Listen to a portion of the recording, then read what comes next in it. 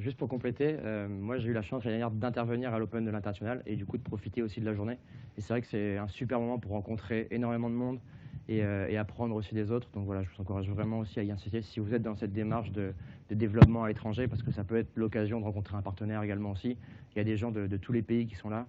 Moi j'avais eu des rendez-vous avec l'Écosse notamment, et ce genre de choses. Enfin voilà, c'est vraiment, vraiment super stimulant. Donc aujourd'hui, on va parler de techniques de développement à l'international grâce au digital. Je vais commencer par vous présenter un peu ce qu'est la West Web Valley. La West Web Valley, c'est un fonds d'investissement et un accélérateur de start-up qui est basé à Brest. Ça a été fondé en 2013 par Sébastien Lecorfec, Charles Kabilic et Roland Lemoyle, qui sont tous les deux on va dire des grands noms du digital en France à l'heure actuelle, et qui, au travers en fait, de leurs différentes réussites, ont été capables de fédérer tout un ensemble de personnes qui, partant du postulat que en Bretagne, on peut également aussi créer les futurs Google, Facebook et Amazon, eh bien, ont décidé d'investir et de co-investir. Donc aujourd'hui, la West Web Valley, c'est une équipe de 10 personnes qui a pour objectif de sourcer les meilleurs projets de tout l'Ouest. Alors quand je parle de l'Ouest, j'entends également aussi la Bretagne à 5 départements, c'est-à-dire intégrant la Loire-Atlantique. On se réserve dans cette zone géographique-là 85% de nos investissements. On se garde 10% pour la zone Grand Ouest, c'est-à-dire une frontière entre la Normandie et le sud de la France, c'est-à-dire Bayonne par exemple. Et enfin 5% pour le reste de la France. Donc aujourd'hui, on a en gestion 35 millions d'euros avec des investisseurs assez divers et variés. Donc Arkea a investi dans notre fonds d'investissement. On a également aussi la région Bretagne au travers de BPI. Des acteurs un peu plus privés comme Triskaria, par exemple, qui est une coopérative agricole, qui a un vrai besoin de transformation et qui, au travers de notre fonds, est capable de sourcer des startups pour les intégrer dans leur process et apporter plus de digitalisation et de performance aux agriculteurs et aux services qu'ils proposent. On a pour volonté d'accélérer entre 25 et 30 projets sur 5 ans, avec des tickets allant de 100 000 à 1 million d'euros. Aujourd'hui, on a investi dans 9 startups, dont notamment 3 sur Rennes. Je pourrais vous en parler que de 2, puisque la 3e n'a pas encore été annoncée. Mais les 2 dans lesquelles nous avons investi sont Advalo et Energency, qui sont situés nouvellement dans les locaux à proximité de chez Digitaléo. Donc on a vraiment cette volonté de démontrer et de contrer un peu cette hégémonie parisienne. Et c'est pour ça également aussi que chaque année, on édite l'écosystème digital breton, où on essaie de recenser tous les acteurs et les parties prenantes du monde numérique en Bretagne. Le problème d'un fonds d'investissement, c'est qu'un fonds d'investissement, c'est souvent ultra sélectif. On a reçu 700 dossiers en un an, on en a financé, comme je vous le disais, 9.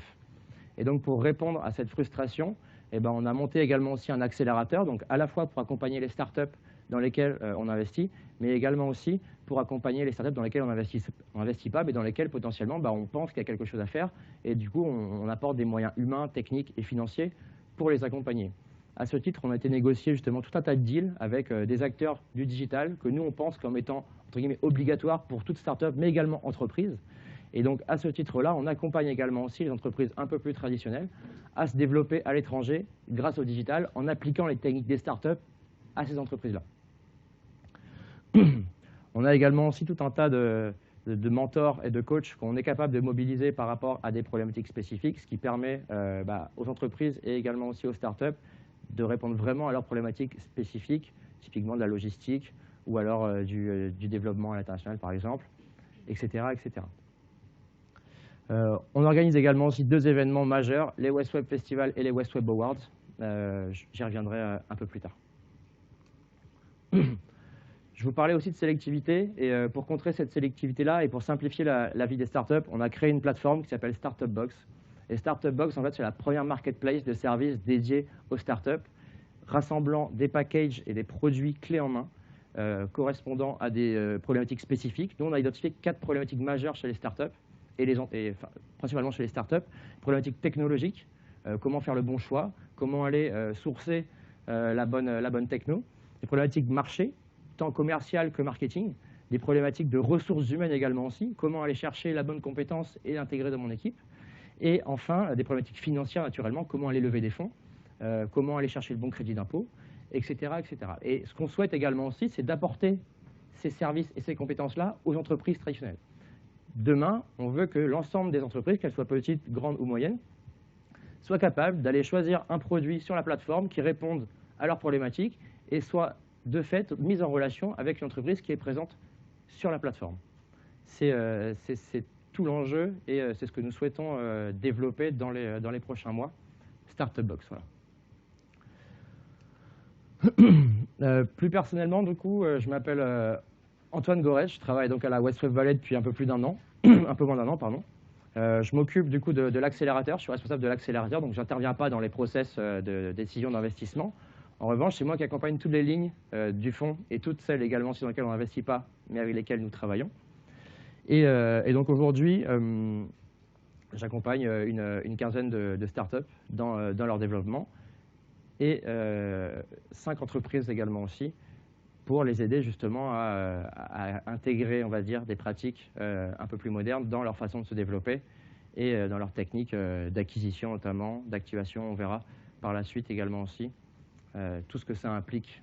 Et donc c'est une bonne transition pour vous expliquer également aussi et prendre un peu de recul sur l'impact du digital dans notre économie. On le voit aujourd'hui tous les jours et on est d'accord pour dire que tout change aujourd'hui. Si on fait le comparatif avec une économie fordiste par rapport à une économie numérique, on se rend compte que les ressources essentielles changent de façon incroyable. On passe d'une économie dont la ressource essentielle est le pétrole à une économie dont la ressource essentielle est la multitude. Qu'est-ce que la multitude? La multitude, c'est vous, c'est moi, c'est l'ensemble des mouvements des gens qui sont engendrés par leur capacité à être connectés grâce à ces petites choses que vous avez dans votre poche. Et l'enjeu, et c'est ce qui a fait le succès des entreprises de l'économie numérique, c'est leur capacité à capter les mouvements liés à cette multitude. Et c'est pour ça que c'est extrêmement intéressant et que sur ce schéma-là, on la retrouve à la fois en amont, mais également aussi en aval. On passe aujourd'hui d'une expérience et d'une production de masse à une expérience personnalisée.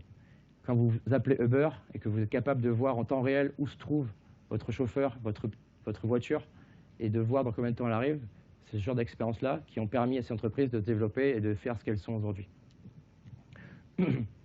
Un point incroyablement important également aussi dans le succès de ces entreprises-là, ce sont les propriétés des modèles d'affaires. On est passé d'un modèle d'économie d'échelle à un modèle de rendement croissant, qu'on appelle également scalabilité. Et c'est vraiment très important de faire la différence entre ces deux modèles économiques. L'économie d'échelle fonctionne par palier. D'accord? Plus on produit, moins ça coûte cher. Les rendements croissants, eux, fonctionnent de façon beaucoup plus complexe. Je vais vous donner un exemple. Lorsque vous développez, lorsque vous êtes un producteur de voitures, un vendeur de voitures par exemple, plus vous vendez de voitures, plus vous allez avoir besoin de vendeurs pour les vendre. On est donc sur un modèle d'économie d'échelle. En revanche, la scalabilité implique une acquisition plus simple, mais également aussi des coûts fixes stables. C'est-à-dire qu'on a des coûts fixes stables et une augmentation du chiffre d'affaires généré, ce qui induit donc un coût par unité produite décroissant. Et c'est là toute l'importance en fait de ces modèles-là et de la scalabilité qui a permis aux entreprises comme Airbnb, comme Uber, etc., de se développer et de gagner en efficacité. Voilà, c'était juste un petit laïus assez important que j'aime bien faire profiter. J'interviens d'ailleurs régulièrement avec BCI dans le Finistère, et donc je suis très content de voir aujourd'hui que vous êtes présents et que ça vous intéresse aussi à Rennes. Donc vraiment, n'hésitez pas à poser des questions et à interagir avec moi, je suis vraiment super content. Et même si à la fin, vous voulez échanger, n'hésitez pas, si vous voulez les slides aussi, il suffit de me demander, c'est avec plaisir. L'impact digital a également aussi impacté le cycle de vie client, ainsi que son parcours. Ce framework-là a été développé par Google, ça s'appelle le ZMOT, ce qui signifie Zero Moment of Truth. En fait, il explique tout simplement le changement de comportement qu'a induit le digital aujourd'hui dans notre société. Et l'importance pour les entreprises de devoir être présents dans ce parcours-là, sous peine de louper un micro-moment et une touche avec votre potentiel client. Donc tout part d'un stimulus, c'est-à-dire l'envie, le besoin. On passe ensuite sur le Zero Moment of Truth, ça va être la recherche d'informations. La recherche d'informations aujourd'hui se fait sur 4 principaux facteurs. Donc la recherche sur Internet naturellement, le visionnage de vidéos et la recommandation. Simplifier la vie à vos utilisateurs, à vos futurs clients, à vos futurs prospects, centraliser les datas. Qui ici dans la salle propose les avis de ses clients sur son site web? Ok, une personne, 2. C'est trop peu. C'est obligatoire. Enfin, je veux dire, si vous êtes dans une logique d'expérience utilisateur, de simplification et de volonté de transformation, vous devez simplifier la vie à vos utilisateurs. Pensez à la façon dont vous réagiriez si en allant en magasin, vous ne trouviez pas toutes les informations, etc. etc. Enfin, pensez de la même façon, ça doit être la même chose. Et ça doit être même être complémentaire aujourd'hui, c'est ce qu'on conseille. Donc cette première partie-là, qui est le Zero Moment of Truth, et le First Moment of Truth, ça va être le moment où justement je vais me rendre en magasin et je vais me rendre compte de ce que j'ai vu en ligne et de ce que je constate en magasin. Et enfin, le Second Moment of Truth, ça va être le moment où je vais arriver chez moi et où je vais justement tester le produit. Alors, soit chez moi, soit dans mon entreprise, etc. etc. C'est adapté en fonction naturellement de vos usages. Mais je vous invite vraiment et je vous encourage vraiment à regarder plus près ce qu'est ce framework et d'en mesurer l'impact par rapport à votre business. C'est super important. Pour continuer dans cette logique-là et vraiment faire un focus sur le développement à l'international, je vais vous donner quelques chiffres que moi j'aime bien regarder sur les pays que j'attaque, entre guillemets, lorsque je lance des stratégies de développement à l'étranger. Avant ça, j'aimerais juste savoir qui fait du B2B dans la salle? OK. Bon. Qui fait du B2C? D'accord, donc on a une grosse majorité de B2B. Bon, je vais essayer de donner un peu à manger à tout le monde au cours de l'intervention. On va se donner à peu près allez, une heure, ouais, ça va être bien. Et comme ça, après, bah, si vous avez des questions, si vous voulez continuer les échanges, il n'y a pas de problème. Moi, je suis pas pressé ce matin, donc voilà, on peut tous en profiter. 88%. 88%, c'est le pourcentage de personnes vivant en Amérique du Nord qui ont un accès à Internet. C'est super important. Si demain, on va se développer grâce au digital et qu'on se rend compte que la population qu'on cible n'a qu'un accès limité à Internet, bah, du coup, c'est problématique si on veut utiliser le support digital pour faire de l'acquisition de trafic et de prospects potentiels. Ça paraît bête, hein, mais c'est super important à regarder.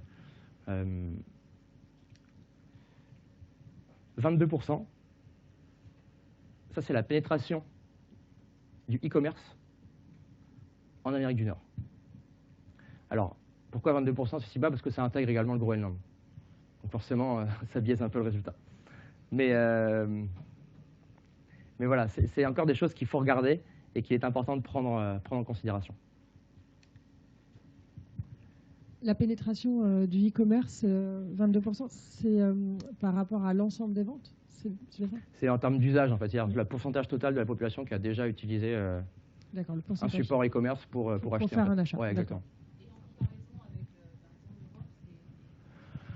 Alors, en termes d'usage, j'ai vraiment pas les stats en tête, je pourrais pas vous les donner. En revanche, tout à l'heure, on parlera d'un support qui regroupe toutes ces stats au niveau mondial, et du coup, vous pourriez avoir accès si en effet ça vous intéresse. Vu la population du Groenland, je pense pas que c'est un truc de... C'est possible, en effet aussi.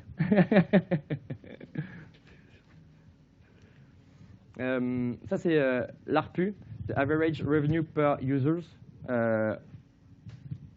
C'est-à-dire le chiffre d'affaires généré aux USA en 2016 en ligne, en moyenne.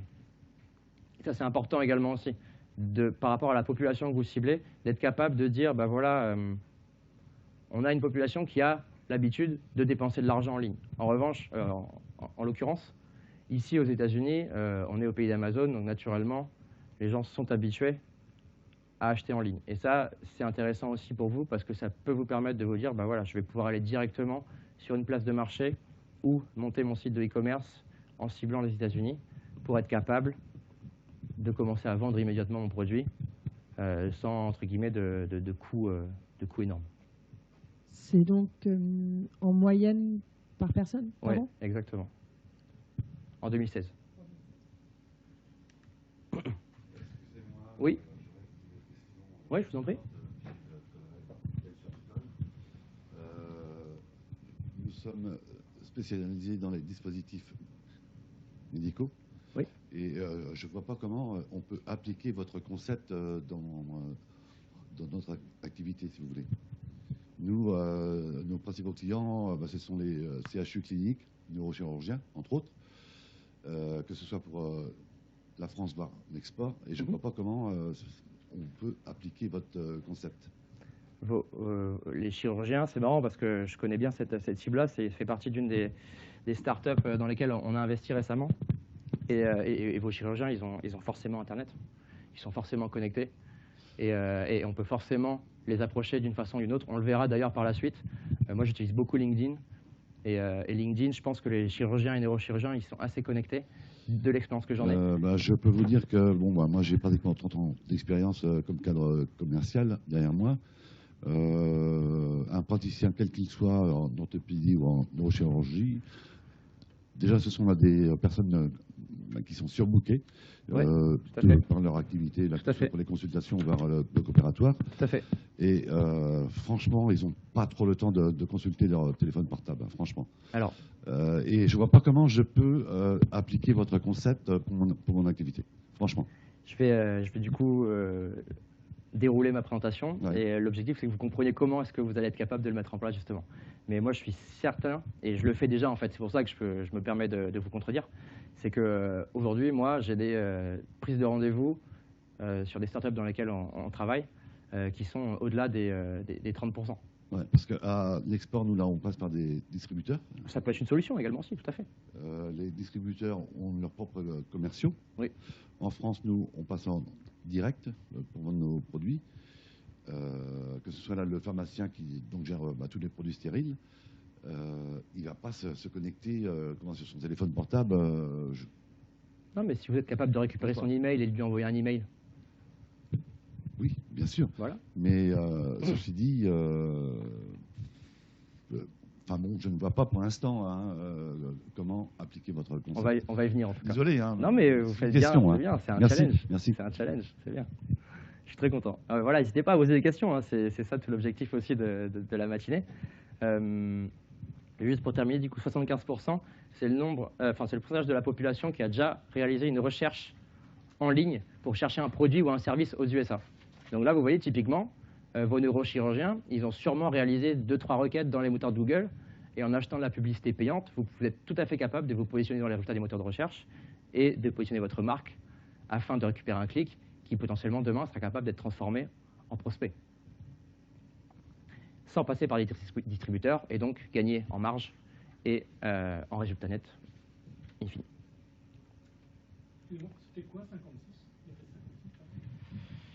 Alors, 56%, c'est les requêtes réalisées sur les moteurs de recherche depuis le Canada sont réalisées via un smartphone. Au Canada, 56% des requêtes sur les moteurs de recherche sont réalisées depuis un smartphone. Et ça, c'est quelque chose de super important pour vous, que vous devez prendre en compte demain dans votre stratégie d'acquisition. Le mobile prend une part de plus en plus prépondérante. Il y a un mois, justement, à Brest, on faisait un focus sur la Chine. J'ai fait intervenir un ami à moi qui a développé une agence de marketing digital, justement, en Chine, qui nous présentait un peu tout l'écosystème digital, et notamment l'ensemble des applications. Et du coup, pour ce faire, j'ai dû télécharger une application qui s'appelle QQ. Et QQ, c'est une application assez incroyable. Je vous invite à télécharger si vous maîtrisez un peu le mandarin.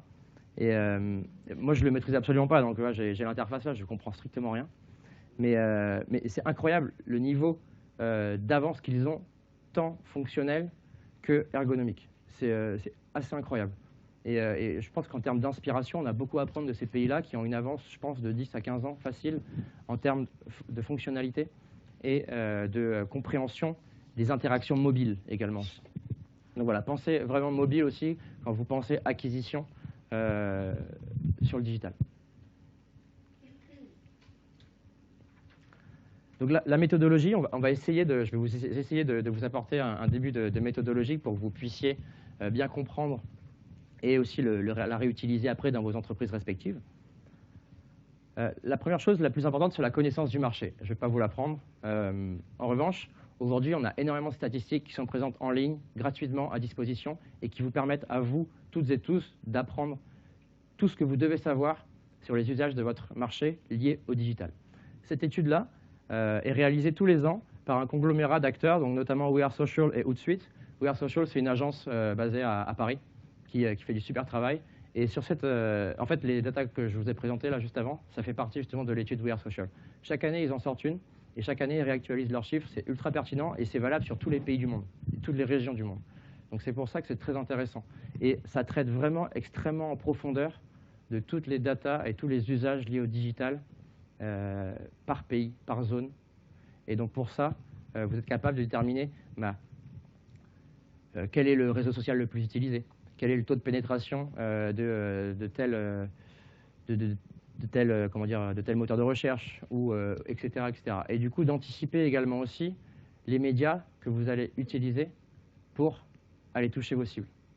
Et ça, c'est très important. On va le voir par la suite aussi, les moyens d'identifier les bassins d'audience qui sont intéressants pour directement aller toucher la bonne cible et le bon profil qui nous intéresse. Mais voilà, en amont de tout ça, c'est-à-dire avant de penser à l'acquisition, pensez connaissance marché. Et toutes les données sont disponibles en ligne. Vous avez juste du temps humain à passer, à apprendre et à connaître la cible que vous souhaitez attaquer. Et ça passe également aussi potentiellement par la construction des profils d'acheteurs, c'est-à-dire qu'on appelle les buyers persona. C'est vraiment une démarche qui est importante aujourd'hui à réaliser. Donc on verra tout à l'heure également aussi comment, au travers d'un interview prospect ou client, être capable de capter de la data sur le profil du prospect et enclencher après sur une méthode de ciblage vraiment spécifique et adaptée. Seconde source de données qui est vraiment incontournable, c'est l'étude Kleiner et Perkins, qui est publiée tous les ans. Donc l'année dernière, elle est sortie le 31 mai, donc elle ne devrait pas tarder à sortir cette année non plus. C'est une étude complète sur les usages de la publicité en ligne, aux États-Unis notamment, et dans le monde. Donc c'est vrai que c'est super intéressant pour vous, parce que si demain vous devez utiliser le média web pour aller attaquer votre cible, eh ben, vous avez toutes les datas ici sur l'usage et les pratiques de ces utilisateurs.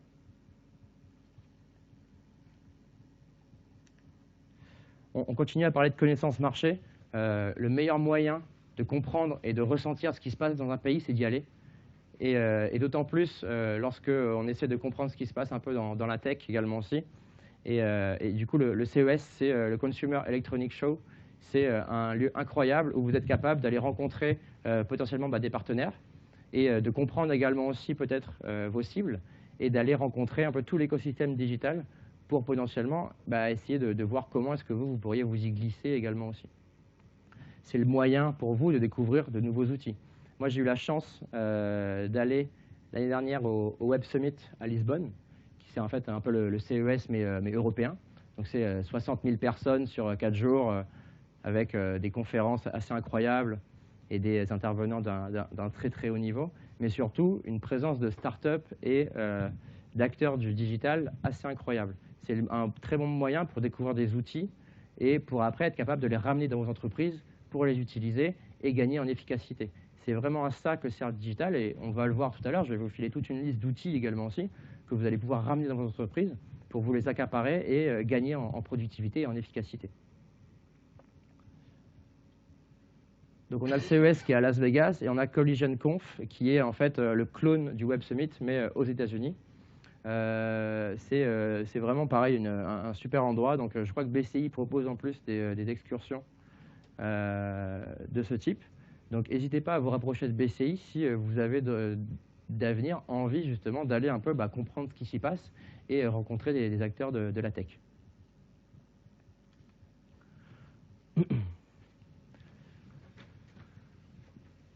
On continue, on passe de la connaissance du marché à l'analyse du marché. Et on a un outil fantastique qui s'appelle Google Trends. Je pense que Google Trends, c'est vraiment un incontournable et vous devez demain toutes et tous être capables de l'utiliser dans vos entreprises. Pourquoi?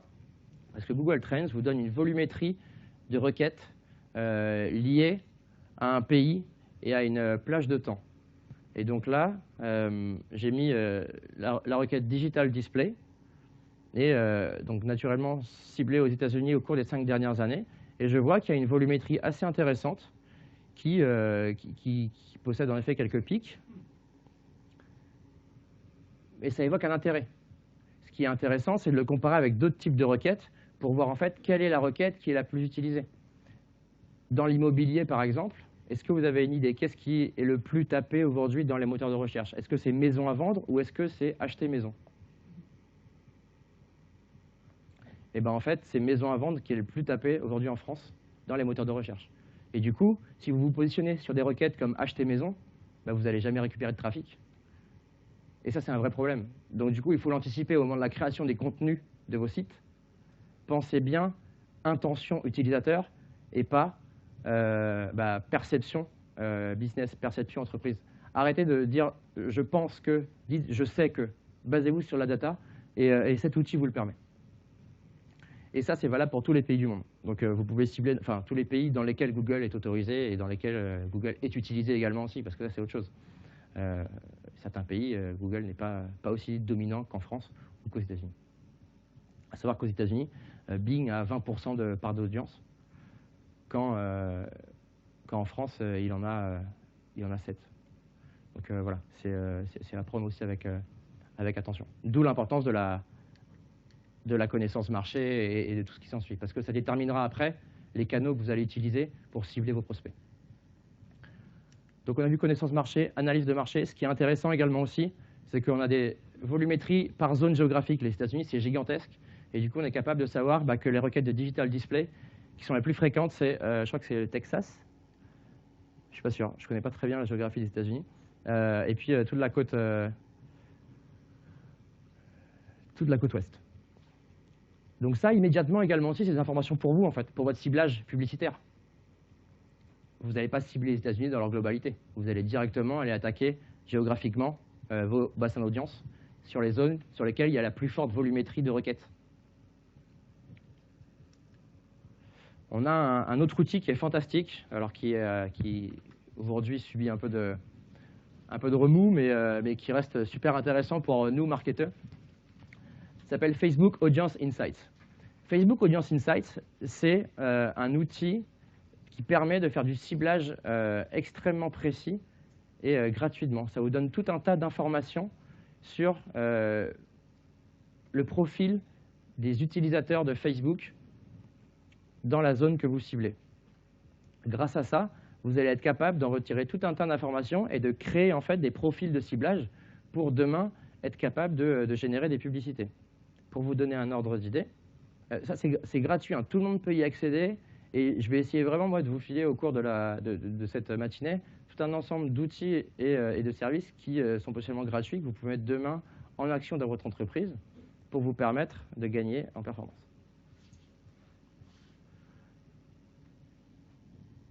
J'ai une question. Ouais. Facebook aux États-Unis, c'est utilisé aussi un petit peu au niveau professionnel ou pas du tout? Parce qu'en fonction des pays, il y a des pratiques quand même. Alors, en fait, au travers de ciblage spécifiques, on va être capable de déterminer que telle personne utilise a telle fonction.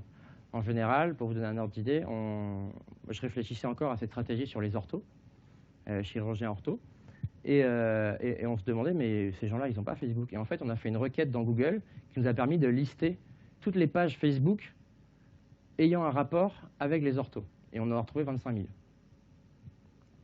Et donc, on va être capable, dans notre ciblage, de dire je veux cibler tous les gens qui ont entre tel âge et qui possèdent une page en lien avec tel secteur d'activité.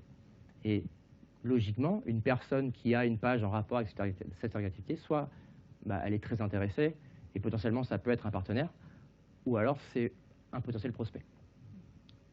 Donc voilà l'intérêt de cet outil et de Facebook Audience Insights qui permet en fait de créer du coup des audiences que vous serez capable demain de réintégrer dans votre outil de publicité. Donc là, on a des infos, par exemple. Alors, c'était quoi? C'était 25-50 ans avec un intérêt pour le retail. Donc voilà, on a des stats assez intéressantes, women, men. Et on a également aussi des informations sur les statuts et le niveau d'éducation. C'est des choses comme ça également aussi qui sont importantes au moment de votre ciblage. Parce que vous n'allez pas parler à la même façon une personne qui est mariée à une personne qui est divorcée ou au contraire qui est célibataire. Donc ça, c'est le premier vrai outil important que vous pouvez utiliser n'importe quel moment via Facebook.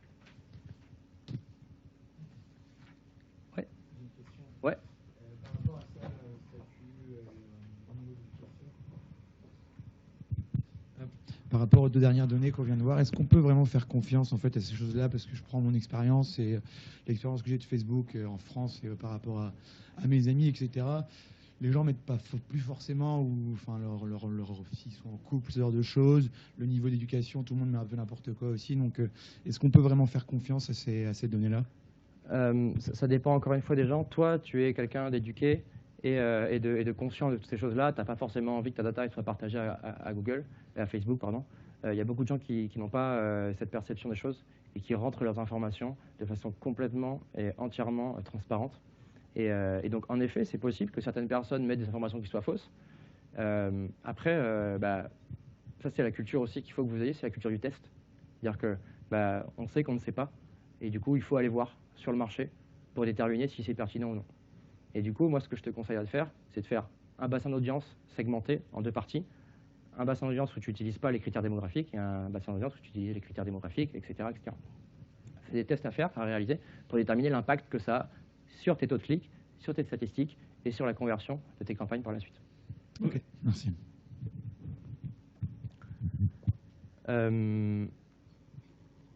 L'analyse de marché, vous avez toutes et tous, j'espère, un outil d'analyse des interactions des utilisateurs sur votre site web. Qui n'en a pas? Qui n'a pas Google Analytics sur son site, par exemple? Tout le monde? C'est génial. Je suis super content.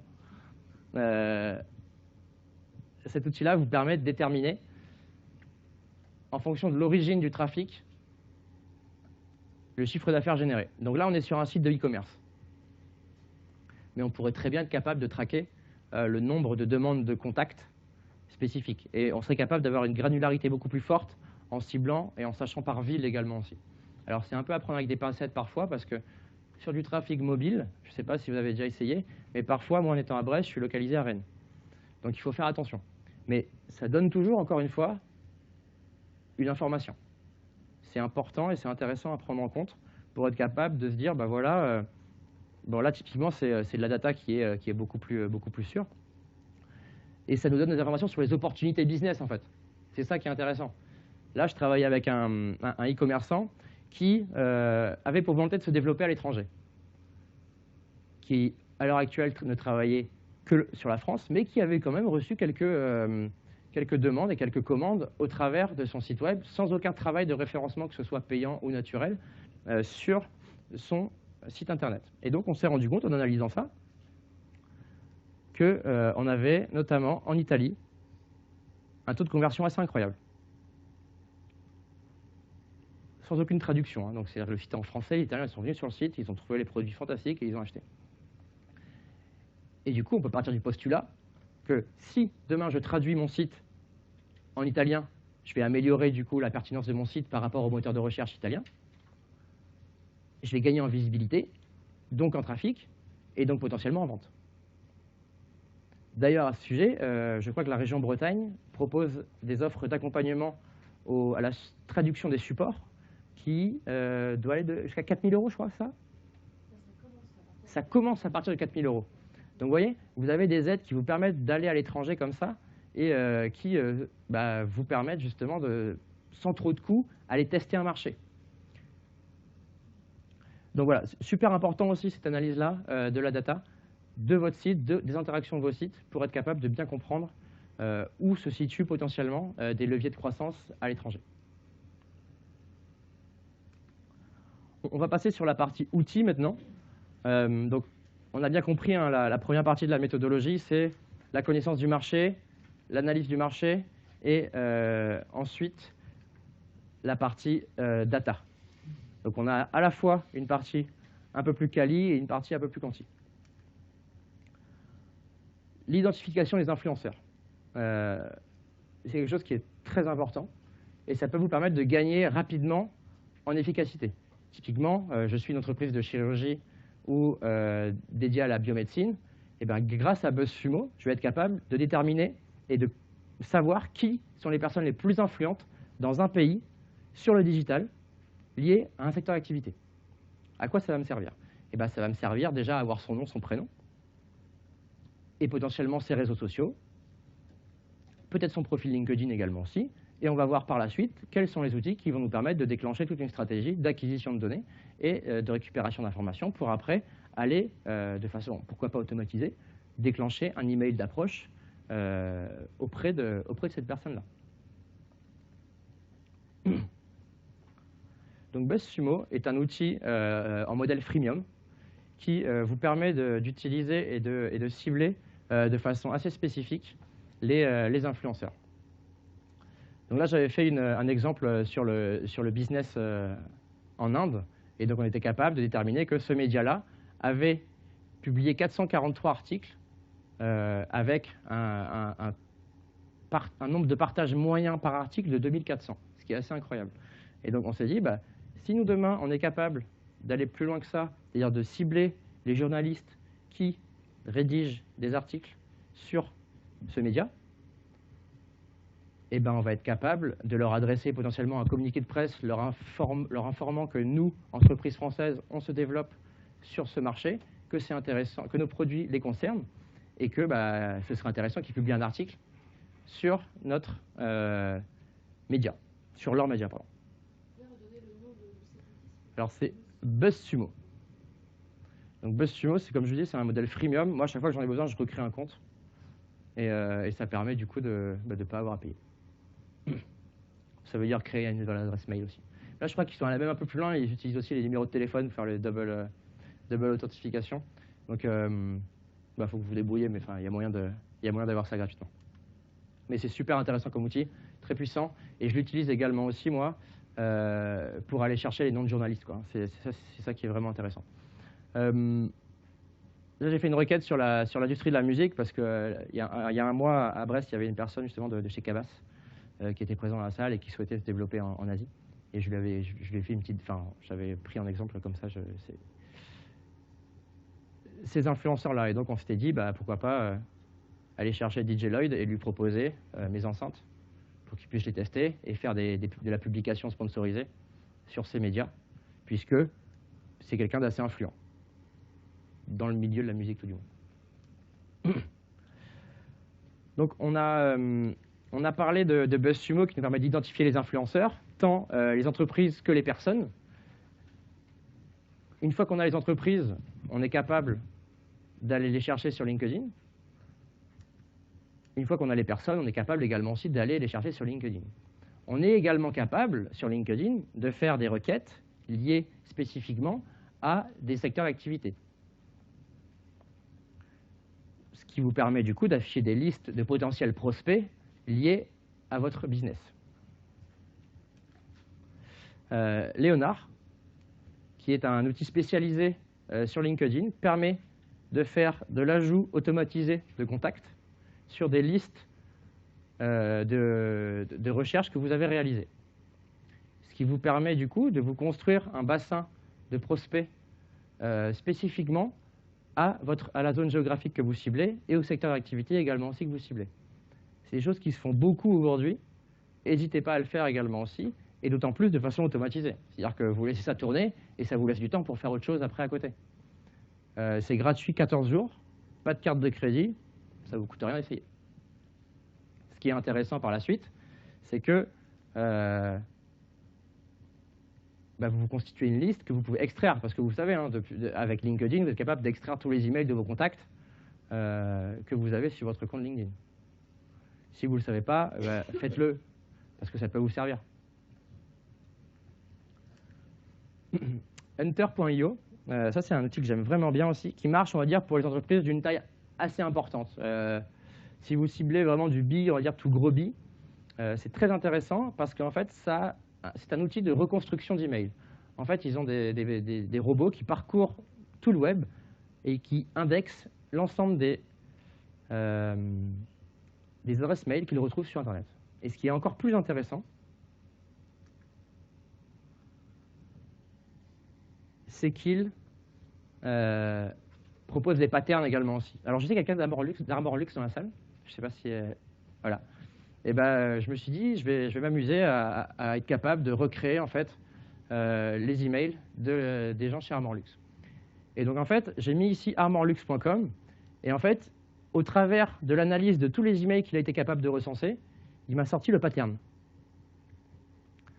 Et en fait, grâce à ça, je suis capable d'écrire un email à n'importe qui dans l'entreprise à partir du moment où je connais son nom et son prénom.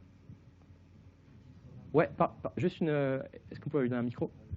Pardon, merci. Justement, on faisait du scrapping mail aussi avant, en B2B. Ouais. Le souci, c'est qu'avec le RGPD, on ne pourra plus le faire. Ouais, tout à fait. C'est pour ça qu'il reste encore un peu de temps pour le faire. D'accord. Ok, ça marche. En effet, la RGPD inclut des problématiques un peu nouvelles. Et donc, il va falloir que nous, marketeurs, on s'adapte à ça pour être capable de repenser un peu nos façons de faire et d'adapter. Voilà, exactement. Je voulais pas le dire parce que je voulais pas passer vraiment pour un pirate, mais ouais, c'est ça. Exactement. Donc, c'est en fait stocker la data sur des serveurs hébergés à l'étranger. Ouais. Donc voilà, petit exemple, très simple, ça va vous prendre 30 secondes et ça peut vous permettre du coup d'avoir le bon email de la bonne personne à qui vous envoyez un email. Et typiquement, c'est potentiellement, si vous décrivez bien votre email, des taux de retour assez impactants et assez importants et qui simplement peuvent vous apporter du business. Et donc ça, c'est valable pour tous les business dans le monde. Il faut juste avoir le nom de domaine du site web. Alors, il faut faire attention. Typiquement, Facebook, leurs adresses email, elles ne sont pas @facebook.com, elles sont @fb.com. Donc ça, il faut le savoir aussi. C'est-à-dire qu'il faut être capable d'anticiper ce genre de choses, parce que si vous mettez facebook.com, je ne sais pas comment réagira l'outil.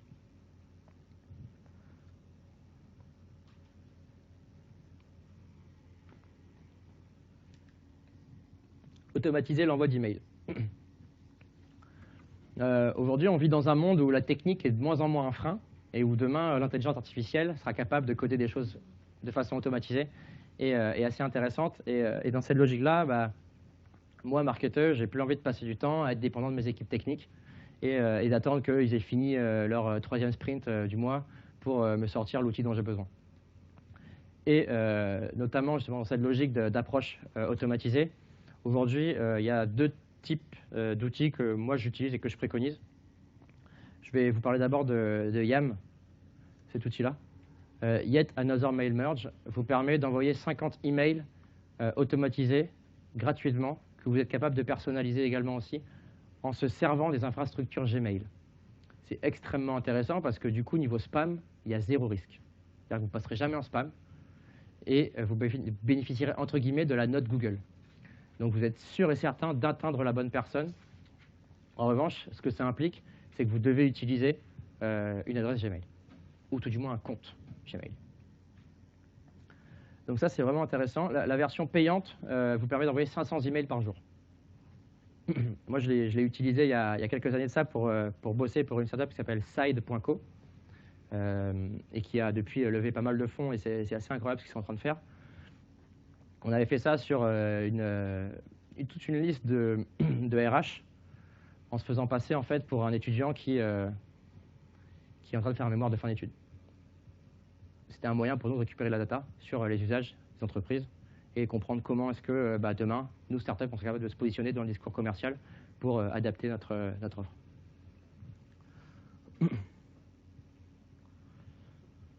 J'arrive à Autopilot, et du coup, là, je vous ai mis un petit screenshot. Autopilot, ça me permet de créer des séquences d'emails entièrement automatisées en fonction des interactions de la personne qui est en face qui a reçu l'email avec mon email. C'est-à-dire que je suis capable de créer mes propres schémas d'interaction avec des dates spécifiques, des listes de contacts spécifiques, et je suis capable de savoir s'il a ouvert, s'il n'a pas ouvert, et en fonction de ces interactions-là, de proposer de nouvelles interactions. Typiquement, ici, je suis capable de savoir si la personne a transformé, c'est-à-dire si elle a laissé ces informations sur mon formulaire de contact. Donc si elle l'a fait, j'envoie une notification aux équipes commerciales en disant, voilà, nouveau lead. Je lui envoie un email de remerciement immédiatement, c'est sympa, voilà, on va revenir vers vous très rapidement.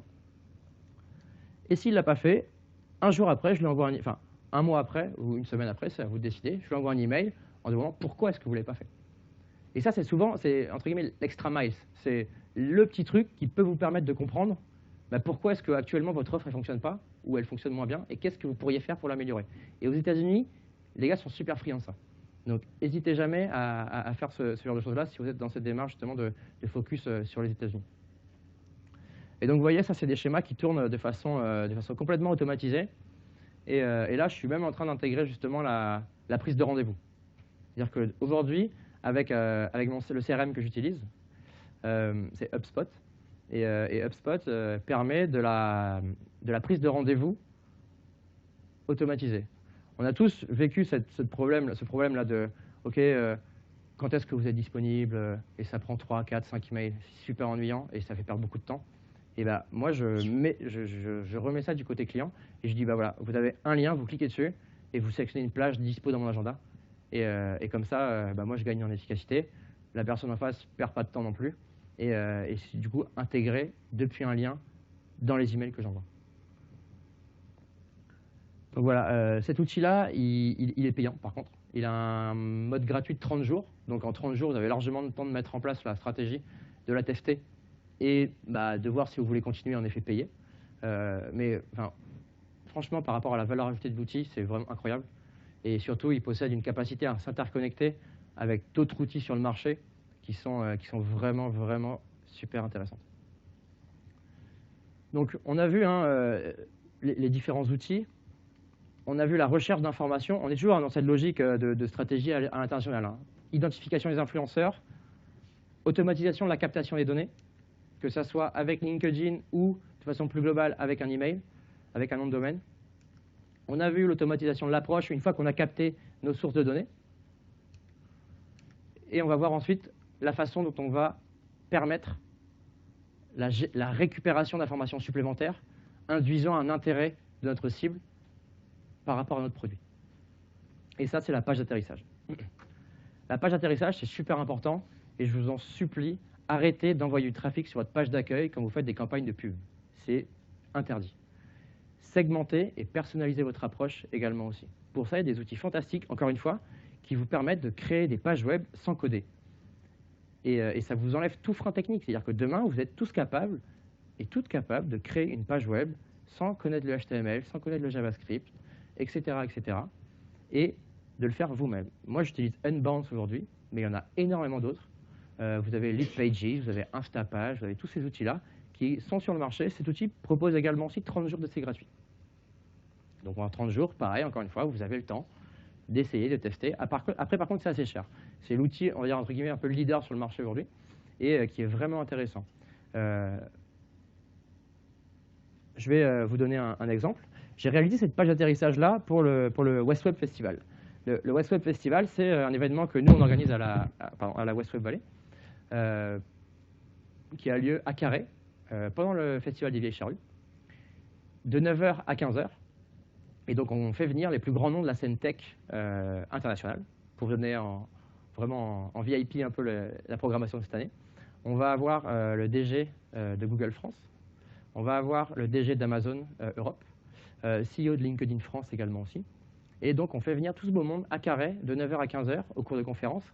Et on essaie également aussi de fédérer tout l'écosystème startup. Et donc, pour cette stratégie-là, j'ai mis en place une page d'atterrissage qui reprend des critères, on va dire, systématiquement obligatoires dans la construction d'une landing page.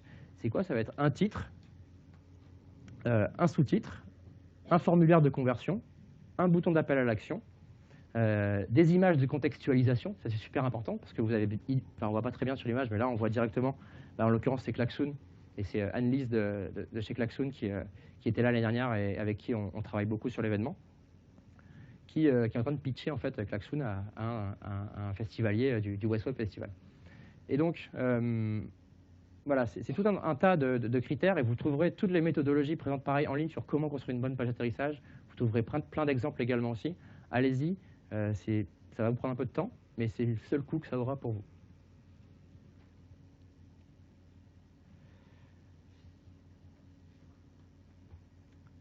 Est-ce que vous avez des questions par rapport aux outils qu'on a évoqués? Comment ça se passe, là, par exemple, dans le cas de Vieilles Charrues, Ouais. au droit d'utilisation des images? Parce que vous ne pouvez pas faire n'importe quoi en termes d'utilisation de photos, d'interviews, ce genre de choses. Ouais, exactement. Alors ça, c'est nos propres photos. Ce sont nos propres photos et on fait venir nos propres photographes aussi sur l'événement pour récupérer justement des belles images dont on se servira après par la suite pour réaliser des campagnes de marketing.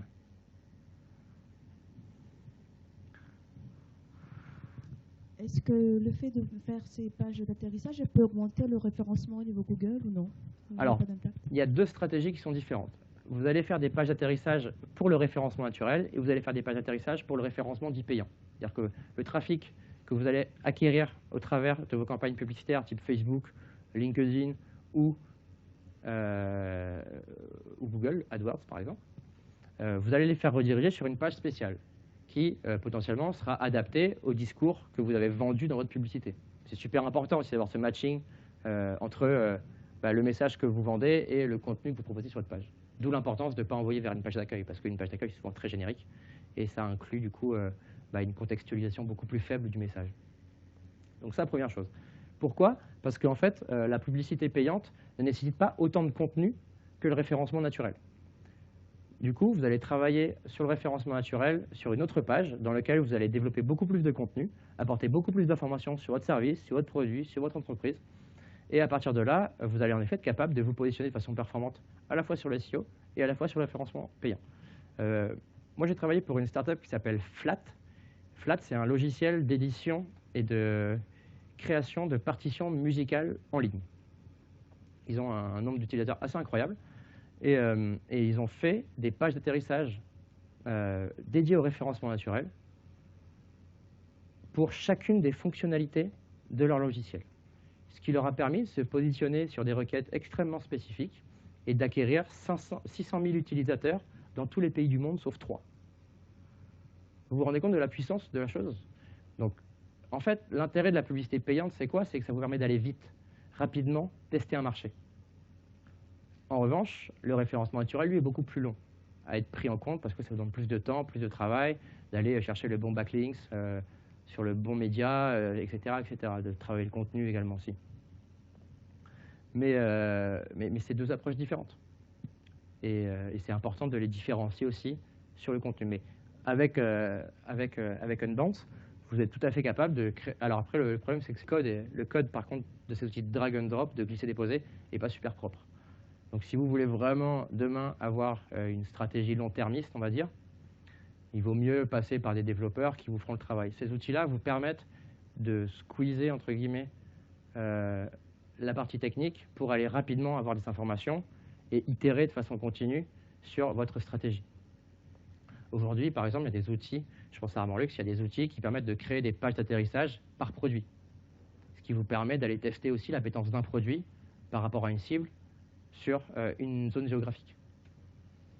Et du coup, ça vous évite d'avoir tout le process lié justement à l'agence web, etc., qui gère vos infrastructures derrière.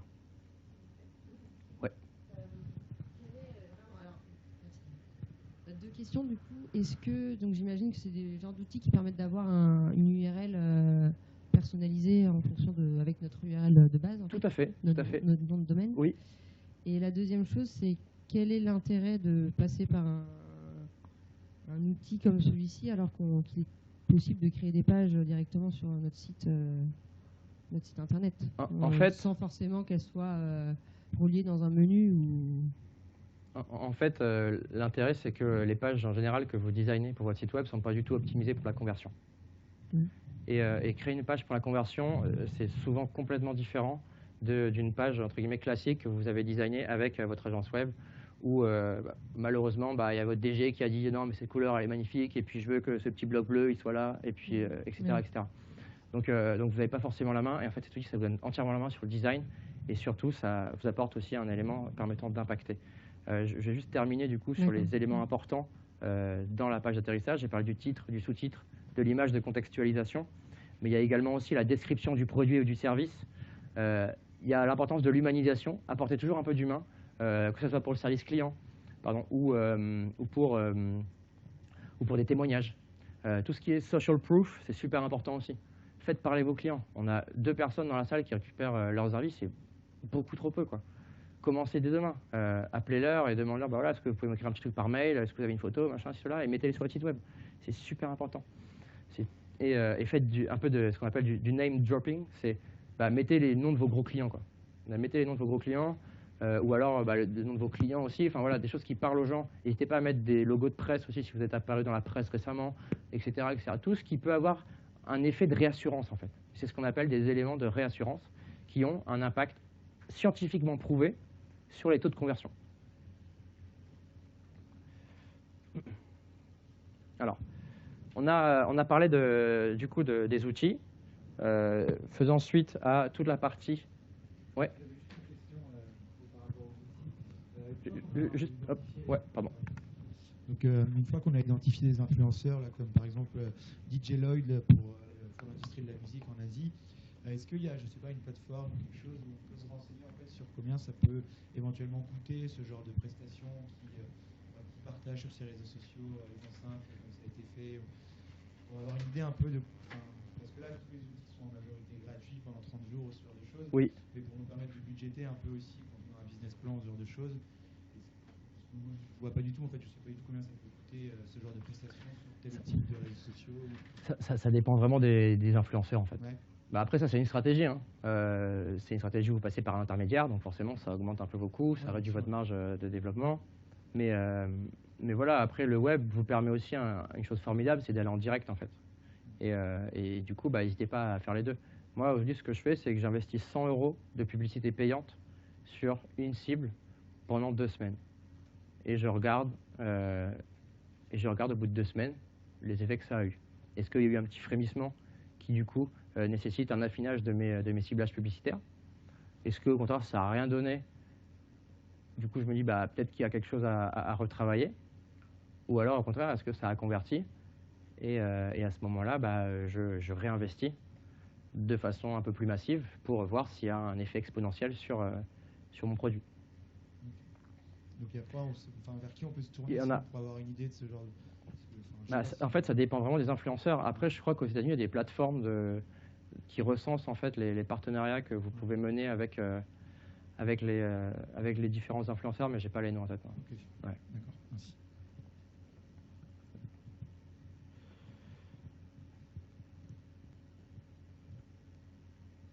Donc la première chose, c'est la maîtrise du cycle de vie client. Le framework ARR, qui signifie acquisition, activation, rétention, référal et revenu, est vital pour vous dans la compréhension des interactions de l'utilisateur avec votre site web.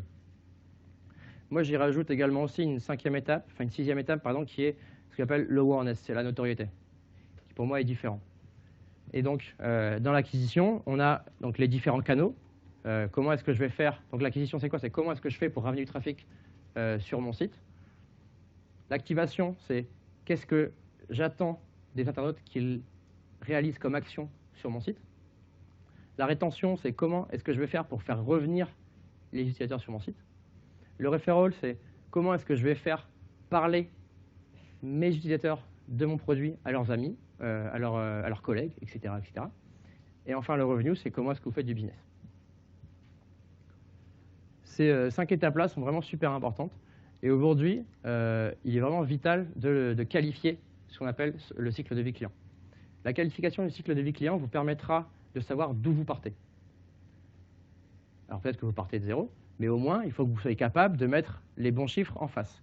Ça vous permettra d'avoir un suivi et également d'être capable de déterminer où se situe le panier percé dans votre stratégie. Est-ce que ça va être au niveau de l'activation? Est-ce que ça va être au niveau de la rétention? En l'occurrence, nous, pour notre stratégie de développement à l'international, on va travailler que sur les 3 premières étapes du cycle de vie, à savoir la notoriété, l'acquisition et l'activation. Parce que c'est tout ce dont on veut à l'heure actuelle. Dire comment est-ce que je vais faire pour faire découvrir la marque à mon entreprise, enfin à mes prospects? Comment est-ce que je vais faire pour les faire venir sur mon site ou sur ma page d'atterrissage, ce que vous voulez? Et ensuite, activation.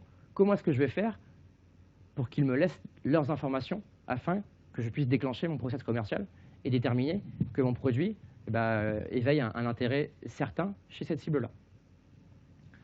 Et donc, pour mesurer tout ça, il faut, là par contre, avoir une culture vraiment poussée, enfin, tout du moins assez sensible de l'analyse de données. Voilà. Donc aujourd'hui, il y a des outils qui existent. Donc on a vu Google Analytics tout à l'heure. Nous, à la West Web Valley, on utilise beaucoup Amplitude. Amplitude, c'est un outil de hit tracking. Quand Google Analytics, lui, est plus basé sur le view tracking. Et c'est ça tout le défaut en fait de cet outil, c'est qu'aujourd'hui, on est dans un monde mobile. Et la mobilité implique du coup des interactions spécifiques. Et c'est du touch, quoi, en fait, hein, c'est vraiment ça. Et surtout, également aussi, quand on utilise un logiciel, Analytics n'est vraiment pas spécifiquement adapté à ce genre de choses. Donc pour le suivi du cycle de vie, c'est vraiment intéressant potentiellement d'utiliser Amplitude en complément de Google Analytics pour vraiment avoir une vision globale à la fois des sources de trafic puis des interactions utilisateurs sur le site internet. Alors vous pouvez le faire sur Analytics, hein, mais c'est vraiment pas sexy, c'est pas simple à prendre en main et c'est assez complexe. Amplitude a vraiment une ergonomie super stylée et beaucoup plus maniable et beaucoup plus malléable dans les tableaux et les dashboards et ce genre de choses. Et du coup permet cette qualification du funnel. Bon. La première méthodologie du coup, que moi j'aime bien faire, c'est comment tester un marché sans se cracher. Il y a quelques années, on avait pour habitude d'envoyer un commercial sur place et d'aller lui demander de faire du porte-à-porte auprès d'entreprises pour qu'il essaye potentiellement de nous ramener un ou deux prospects et peut-être d'aller plus loin dans la stratégie. Ça coûte cher et puis surtout, c'est un peu lâcher un pavé dans la mare. On est souvent d'accord que ce développement international, c'est lent, ça coûte cher et ça engendre du coup des retours qui sont compliqués à quantifier. L'intérêt, c'est que le digital permet tout ça tout en restant dans son bureau.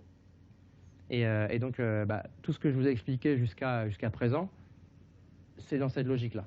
Donc la logique, c'est quoi? C'est l'identification des informations liées au marché ciblé, la prise de connaissance, la détermination d'un bassin d'audience à cibler en lien avec votre produit, la création de campagnes publicitaires, Google AdWords, Facebook, sont des outils de ciblage incroyables qui sont capables de vous positionner extrêmement rapidement dans les résultats des moteurs de recherche ou liés à des intérêts spécifiques d'internautes, de générer du trafic sur une page d'atterrissage avec un contenu naturellement adapté aux produits ou services que vous mettez en avant sur votre site, et la mesure après entre guillemets, du taux de conversion. Et à partir du taux de conversion, c'est-à-dire le nombre de personnes qui sont venues sur votre page, le nombre de personnes qui ont laissé des informations, vous allez être capable de déterminer si oui ou non il y a un intérêt pour votre cible et pour votre marché. Mais encore plus, ça va vous permettre d'aller échanger des informations, interviewer vos prospects et d'avoir tout un tas de data, à la fois qualitative et quantitative, sur pourquoi est-ce que votre produit est nécessaire dans ce pays-là. C'est vraiment super intéressant et ça va vous permettre à vous aussi de faire un vrai travail sur votre proposition de valeur. La proposition de valeur, c'est quoi? C'est tout simplement le message que vous passez lorsque vous vendez vos produits. Qu'est-ce que vous apportez? Quelle solution vous répondez en vendant vos produits et en développant votre service auprès de vos clients? Vous êtes capable de tester tout ça. Vous avez par exemple 3 grands avantages concurrentiels par rapport au marché. Et bien, vous allez être capable de tester de façon différente les 3 pour être capable de déterminer laquelle a le plus de valeur par rapport à votre cible. Ça vous permettra peut-être vous aussi demain de refondre votre communication globale pour déterminer que en fait, le vrai seul avantage perçu par vos clients, c'est celui-là. Donc voilà, c'est une stratégie qui est assez simple. Franchement, ça peut être mis en place en l'espace de 1 semaine ou 2 si vous y mettez à temps plein. Et pour des budgets dérisoires, quoi. C'est 100 € de budget publicitaire par canal. Et après, un peu de temps homme sur la création des landing pages, sur la récupération d'informations, etc., etc. Mais voilà, franchement, hein, c'est vraiment rapidement réalisable et activable. Alors, quelques petits outils pour vous permettre de vous développer à l'étranger, d'aller chercher les bons mots-clés. Pourquoi choisir les bons mots-clés? Et on le verra tout à l'heure, le langage est super important. L'American English, il est différent de l'English English dans les termes. Donc si vous achetez les mauvais termes, forcément vous n'aurez pas de trafic. Donc ça c'est super important également aussi, au moment de la recherche du bon mot-clé pour aller cibler la bonne audience, et de se servir d'outils. Cet outil-là, c'est un outil Chrome, un add-on de Google Chrome que vous installez et qui vous informe des mots-clés intéressants présents dans les pages web que vous visitez. Donc ça, c'est super, super intéressant. Et pareil, c'est un outil gratuit que vous pouvez installer et qui est présent sur chacune de vos visites de page. Alors, on arrive là à un outil incroyable. Ça s'appelle Product Hunt. Product Hunt, c'est une communauté de geeks férus de bouquins et de tech qui partagent leurs découvertes et leurs outils. Aujourd'hui, la scène est principalement aux États-Unis. Et donc, si vous avez un produit tech, je pense notamment aux bornes là, dont j'ai plus le nom, c'est un outil fantastique pour se lancer aux États-Unis, quoi. Mais ça nécessite un vrai marketing, par contre. Il y a un marketing à l'américaine, et ça, je ne vais pas vous l'apprendre, mais ils ont un réel avantage par rapport à ce que nous, Français, on sait faire. Donc, ça implique peut-être aussi de se faire accompagner par des spécialistes à ce sujet-là. Un lancement Product Hunt, c'est quelque chose qui se prépare. Il ne faut pas le faire comme ça, au doigt mouillé. Il y a des critères de positionnement de votre produit, de votre service, de votre bouquin. Enfin, voilà. En revanche, c'est un outil énorme pour se lancer à l'international. Et aujourd'hui, toutes les startups et même toutes les grosses boîtes, genre quand elles sortent une nouvelle fonctionnalité, eh ben, elles le diffusent sur Product Hunt parce que ça permet d'avoir des retours utilisateurs. Ça permet de diffuser l'image de la marque auprès d'une cible un peu early adopter.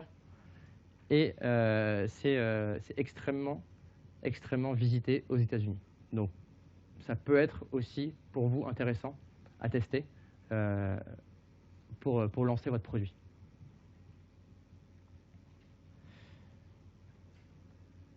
Ensuite, cet outil-là, c'est un peu le Product Hunt, mais pour les scientifiques. LabWorm, c'est en fait un outil de centralisation pour trouver les meilleurs outils pour aider les chercheurs dans leur développement. Donc, je sais qu'on a des gens qui sont aujourd'hui dans la biotech et ce genre de choses. Et ben, cet outil-là, pour vous lancer à l'étranger, c'est top, parce que ça a une audience internationale, anglaise, américaine notamment également aussi.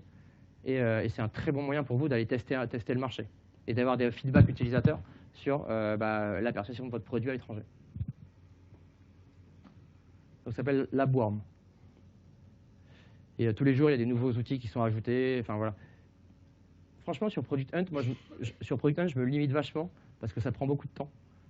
Si c'était que moi, j'irais tous les jours dessus et je regarderais tous les nouveaux outils qui sont publiés. Alors, faites attention à ça aussi, ça peut être très chronophage. Donc c'est à la fois un outil intéressant pour nous, entreprises, pour diffuser l'image de notre marque, mais aussi personnellement en termes de connaissances.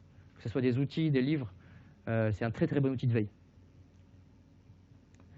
Idem pour LabWorm, hein, si vous voulez être au courant des derniers outils d'assistance pour les chercheurs et tout le monde de la biotechnologie et de la médecine technologique également aussi, cet outil-là est fantastique.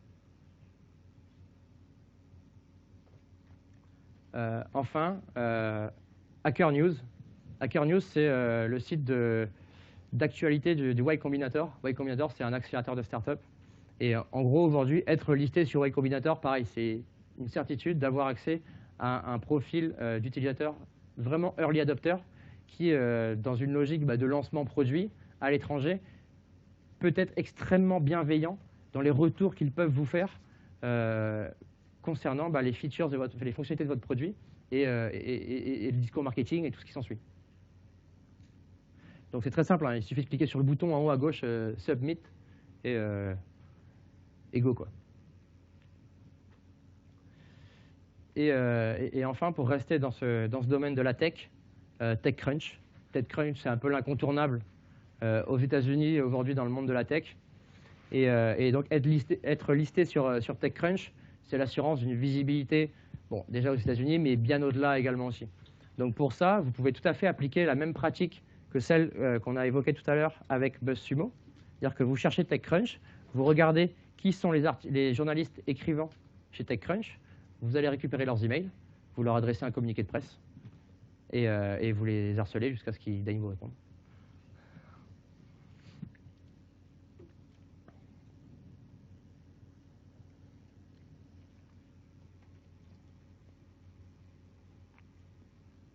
Donc on l'a vu tout à l'heure, hein, attention aux différences de langage. C'est vraiment super important quand vous travaillez justement aux États-Unis. Nous, on a un peu, on va dire, une culture anglophone, anglaise, parce qu'on a appris à l'école que l'anglais. N'hésitez pas, il y a tout un tas de sites aujourd'hui également aussi qui recensent les différences d'expression entre l'American English et l'English traditionnel, quoi. Enfin, la technique joue un rôle clé, c'est super important. Malgré tout ce que je vous ai dit, si à terme vous voulez durer dans le développement de votre marque à l'étranger, vous devez optimiser votre site web. Et même aujourd'hui, en fait, si vous souhaitez vous lancer dès demain à l'étranger, faites un effort. Je me suis permis d'aller analyser quelques sites web. Il y a des trucs, c'est chaud. Je suis désolé, hein, si en effet, là, j'ai analysé les sites d'Arnicole. Un temps de chargement de 2 secondes pour le premier octet, c'est juste pas possible, quoi. C'est interdit. Faites quelque chose. Appelez votre prestataire web et dites-lui, mais qu'est-ce que c'est que cette histoire? Voilà, vous devez maîtriser ces choses-là aussi si vous voulez vous développer à l'étranger, à l'international. Je vous ai donné quelques outils qui peuvent vous permettre, on va dire, d'outrepasser ces problématiques-là, mais dans le même temps, faites en sorte de corriger ces problèmes. Donc ça, d'ailleurs, j'utilise un outil qui s'appelle Darboost, qui est un outil rennais. C'est vraiment top. Et ça vous donne des audits de la performance de vos sites web en l'espace de 30 secondes, même pas. Donc voilà, moi, c'est un outil que j'utilise tout le temps et que j'adore.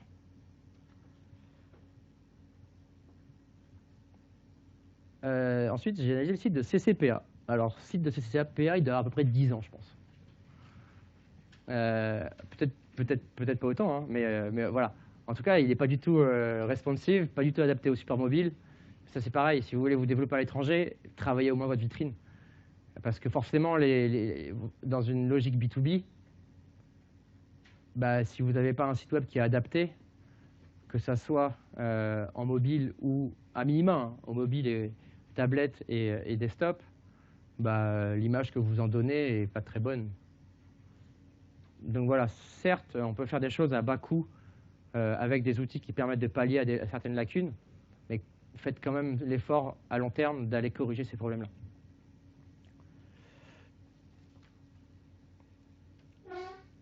Ensuite, la connaissance client, c'est super important, c'est ce dont je vous parlais tout à l'heure, et c'est ce pourquoi aussi on fait de l'acquisition rapide et pas chère, parce qu'on veut comprendre les interactions de nos utilisateurs dans les pays que l'on souhaite attaquer. C'est super important. Et donc, moi, j'utilise une méthodologie en 3 étapes. La première, c'est le point d'achat. Alors là, en l'occurrence, c'est adapté aux personnes qui ont acheté notre produit. Mais ça peut être adapté aux personnes qui ont demandé à en savoir plus également aussi. Comprenez la logique? C'est juste, il suffit simplement d'adapter le questionnaire à la typologie de lead que vous avez en face de vous. Donc, où étiez-vous quand vous avez souscrit à notre offre ou demandé plus d'informations? Quelle heure était-il? Étiez-vous seul ou quelqu'un? Est-ce qu'on vous a, entre guillemets, forcé à le faire? Pourquoi? Ensuite, on cherche le stimulus, en fait. C'est-à-dire, à quel moment vous avez commencé à chercher une solution à ce problème? Pourquoi? Où étiez-vous? Qu'ont-ils dit? Pourquoi? Quel était l'élément déclencheur, en fait, de « OK, je vais trouver une solution ». Toutes ces choses-là sont des informations que vous devez récupérer pour après adapter votre approche commerciale en fonction du pays. C'est super important. Je devais avoir aujourd'hui, malheureusement, il ne peut être présent, un spécialiste en fait, du développement à l'international sur la partie multiculturelle aux États-Unis. Et il m'expliquait que voilà, il y avait un vrai facteur différenciant dans notamment l'approche et le discours commercial et marketing auprès des entreprises américaines. Et enfin, la partie émotion. C'est-à-dire, comment avez-vous expliqué notre solution à vos associés, investisseurs, patrons, collègues? C'est très intéressant aussi pour comprendre, pour voir et potentiellement percevoir la perception qu'ont les prospects dans le pays de vos produits. Enfin voilà, je ne vais pas vous détailler toutes les questions, j'en ai mis pas mal. À vous de vous en servir pour adapter vos interviews et faire en sorte que vous puissiez en tirer le plus d'informations possible. Et ça se fait facilement, un Skype, etc., etc. Enfin voilà, c'est des choses qui se font très bien aujourd'hui et qui coûtent encore une fois peu. Et enfin, accélérer votre time to market. Si vous ne voulez pas faire tout ce que je viens de vous dire, eh ben, vous passez sur Amazon et vous mettez vos produits sur Amazon et vous regardez les retours. Alors, c'est un exemple, hein, si dans le cas de B2C, sur des plateformes B2B, ça existe également aussi. Ce sont des solutions qui peuvent vous permettre également aussi d'aller rapidement tester un marché, plutôt que de construire un site web qui prendrait du coup une ressource assez importante, tant homme qu'en investissement financier, de devoir le traduire pour après aller se présenter sur le marché. Eh ben, vous bénéficiez des infrastructures existantes, notamment des marketplaces, pour aller diffuser vos produits auprès d'une cible spécifique. Mais encore une fois, c'est juste un test. Ça ne coûte rien demain de le laisser 2 mois et d'enlever après vos produits. C'est juste pour déterminer si vous y trouvez une appétence ou non correspondant à votre cible. Et voilà, on a terminé, enfin en tout cas j'ai terminé pour ce matin. Je ne sais pas si vous avez des questions, j'espère que ça vous a intéressé en tout cas. Et puis n'hésitez pas à m'envoyer un petit mail ou quoi que ce soit si je peux vous aider.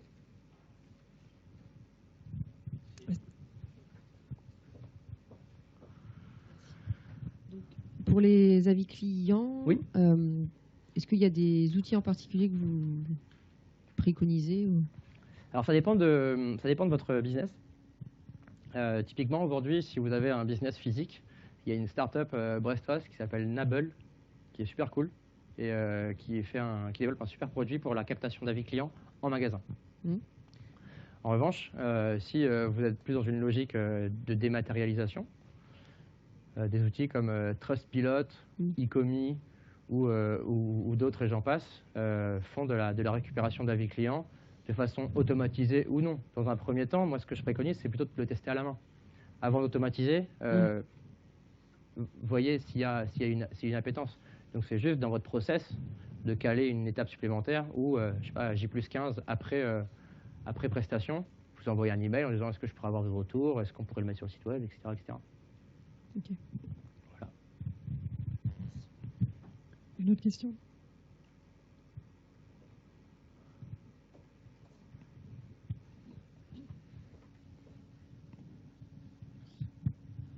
Est-ce qu'il vaut mieux du coup créer un site vraiment dédié aux États-Unis et garder son site français, ou alors traduire directement le français pour l'utiliser aux États-Unis? Enfin, quelle est la meilleure approche pour vraiment la création d'un nouveau site ou de la traduction? Alors, tout dépend en fait de ta capacité à investir, tant sur le home que sur l'humain. Dans l'idéal, pour des questions de référencement naturel, il faudrait que tu aies un nom de domaine en .com pour les États-Unis et un nom de domaine en .fr pour la France. Parce que Google favorise ça. Dans l'idéal encore plus, il faudrait que tu héberges ton site web aux États-Unis et que tu héberges ton site web en France pour le .com et pour le .fr. Et ça, c'est ce qui te permettra d'avoir le plus d'efficacité en termes de référencement naturel, hein, j'entends bien. Donc ça, c'est dans une stratégie long-termiste, on va dire. C'est ce qui t'apportera le plus de retour. Sinon, mais le problème, c'est que ça induit une gestion des 2 sites web. Donc du coup, 2 fois plus de temps à rédiger les annonces et à optimiser tes balises titres, etc., etc. En revanche, ce que tu peux faire, c'est créer des architectures sous forme de répertoire. C'est-à-dire que tu as un site, un nom de domaine majeur, admettons armorlux.com/fr pour la partie FR, /UK pour la partie anglaise et /USA pour la partie américaine.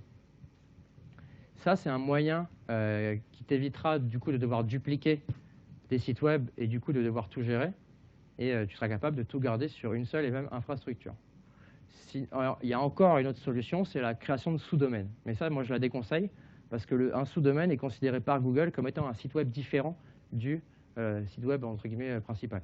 Donc un sous-domaine, ce serait japan.armorlux.com par exemple. Mais du coup, le moins coûteux serait l'architecture en répertoire. Le plus performant serait la construction de noms de domaine spécifiques.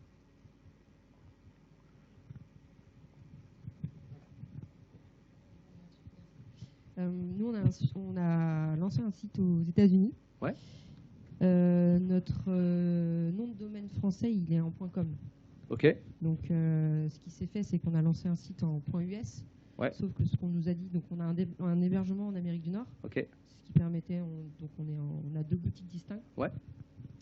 Et les retours qu'on a eus, c'est que le .us aux États-Unis, c'est pas terrible. Ok. Parce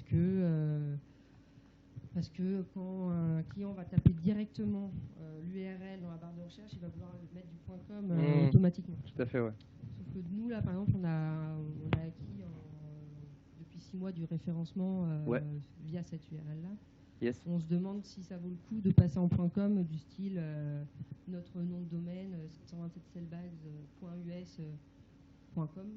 Donc Ouais. c'est quoi, ça relève du sous-domaine? Non, non. C'est un nouvel URL? Ouais, un nouveau nom de domaine, en effet. Après, est-ce que ça a un réel impact sur votre trafic et sur vos ventes? Moi, j'en ai un peu parlé avec notre agence web, et je pense pas que ça a seulement un impact pour les personnes qui vont venir en direct. Ouais, exactement, c'est pour l'expérience utilisateur. Je vais vous donner un petit exemple. Il y a quelques années, je bossais pour une agence web et on a changé de nom. Et du coup, on a acheté un nom de domaine, ça s'appelait Zip. ZIP. Et en fait, au début, on n'avait pas le .fr parce qu'on n'avait pas encore réussi à le racheter. Et du coup, on avait le .digital. Et du coup, quand je disais zip.digital, les gens me disaient .digital.fr. En fait, ils ne connaissent pas cette extension-là. Et en effet, alors, ce qui pourrait être intéressant, ce serait peut-être de faire une redirection automatique. C'est-à-dire que depuis le .com, tu rediriges automatiquement vers le .us. Tu achètes, tu fais la redirection qui va bien. Et en fait, il faudrait que techniquement, tu détectes la langue du navigateur de l'utilisateur et que tu rediriges après vers la bonne version en fonction de la langue du navigateur. Donc ça, c'est déjà fait pour notre site en multiboutique FR, EN, italien, etc. On l'a fait aussi au début pour le .us, mais là, on redirige du coup vers un autre site. Et là, ça, c'est très pénalisant. Google le pénalise énormément. On est tombé dans les référencements naturels pendant 6 mois. Donc ce qu'on a trouvé comme solution, c'est de mettre une fenêtre pop-up qui s'affiche quand on est localisé aux États-Unis. Et qui au clic ramène vers... Voilà. Ok. Mais voilà, je voulais savoir si vous aviez d'autres préconisations là-dessus ou non. Pas, après, dans l'idéal, si c'est vraiment pénalisant pour vos clients, ce qu'il faudrait faire, c'est changer le nom de domaine, mettre en place un plan de redirection et à partir de là, après capitaliser sur le nom de domaine, on va dire, qui plaît le plus aux internautes. Qui est utilisé aujourd'hui pour la France. Donc. Ouais, mais ça induit du coup un changement un peu plus complet, j'ai compris. Ouais.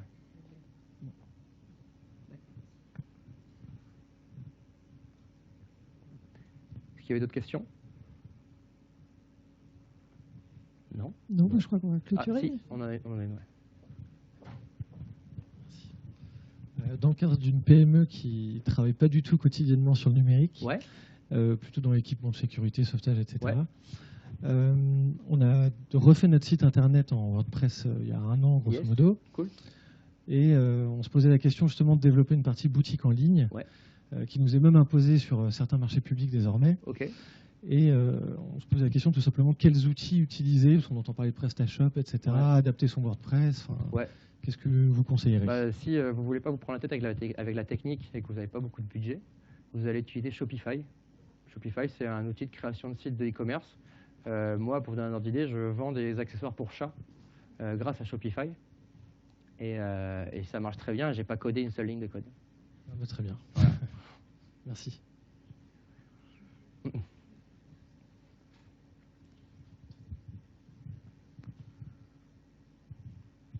Ok, merci beaucoup en tout cas. J'espère que ça vous a intéressé.